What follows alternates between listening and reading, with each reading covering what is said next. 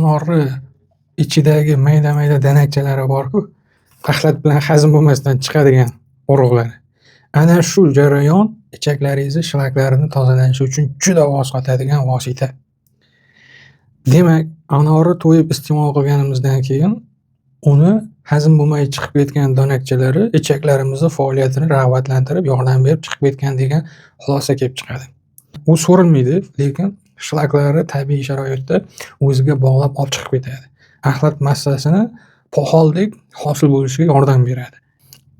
Ichaklari har bir burchaklarini aylanib o'zi bilan birgalikda tozalab olib chiqib ketishiga yordam beradi. Lekin ayrim odamlarda ich qotish keltirib chiqaradi. Ana shuning uchun uni boshqa ich keltiruvchi, ishni yaxshilovchi mevalardan keyin yoki ovqatlardan keyin iste'mol qilish tavsiya qilinadi.